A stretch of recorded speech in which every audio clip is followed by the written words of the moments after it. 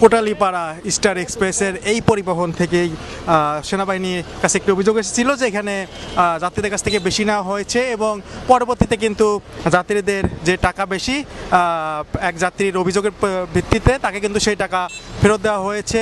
আমরা যেমনটি দেখতে পেয়েছি যে টাকা কিন্তু যাত্রীদেরকে ফেরত দিয়ে দেওয়া হয়েছে। বিক্রি করলে 50 টাকা কমিশন পায়। হ্যাঁ, ওরা আমাদের কোম্পানি থেকে আর কোনো ফ্যাসিলিটি পায় না। ওই যাত্রী দিলে 50 টাকা করে কমিশন যাত্রী প্রতি। এটা যাত্রী জানতো না, এটা যাত্রী যে আসলে 900 টাকা করে ভাড়া যাত্রী এটা জানতো, কিন্তু যাত্রী এই 4 জন যাত্রী জানে না যে 800 টাকা করে ভাড়া। ওই কাউন্টার মাস্টার এটা ওনাদের সাথে চিট করছে আর কি। পয়সার কাউন্টার থেকে ওনাদের কাছ থেকে 300 টাকা বেশি নিয়েছে। ওনারা 4টা টিকিট নিয়েছে, ওনাদের ভাড়া আসছে 3200 টাকা আসবে, কিন্তু কাউন্টার মাস্টার ওনাদের থেকে 300 টাকা বেশি নিয়েছে। যার কারণে স্যার বললো আমি 300 টাকা ব্যাক দিয়ে দিলাম এবং আমাকে লাস্ট একটা সুযোগ দিল আর কি, যে ভবিষ্যতে এরকম যেন না হয়। ওনার কাছ থেকে 3500 নিয়েছে স্যার, তাহলে 300 টাকা বেশি নিয়েছে স্যার। আর আপনার স্যার এটা আমরা টোটালি এটা কমিশন কাউন্টার থেকে করছে স্যার। ঈদের টাইম এর জন্য 100 টাকা বেশি রাখছে।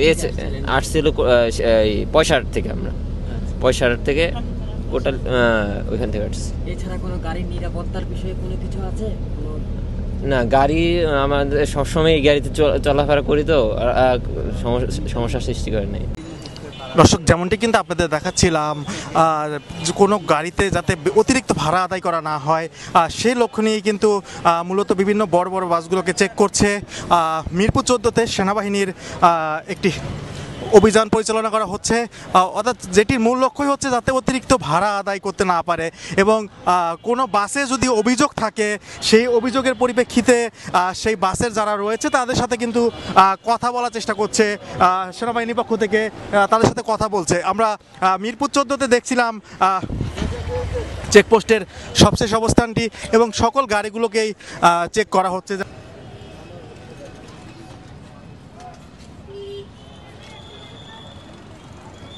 দর্শক, এই মুহূর্তে সেনাবাহিনীর যে অভিযানটি সেটি কিন্তু শুরু হয়েছে।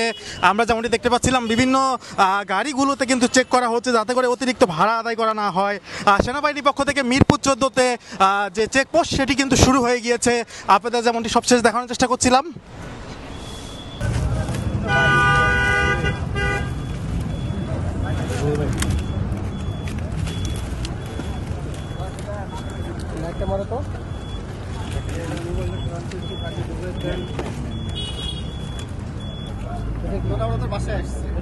কাদের বাসা আসছে?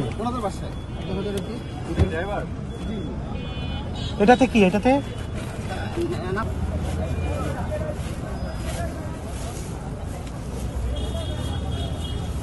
তারা নিজেদের তাদের কাজ করছে, তাই আমি তর্ক করলাম না তাদের সাথে।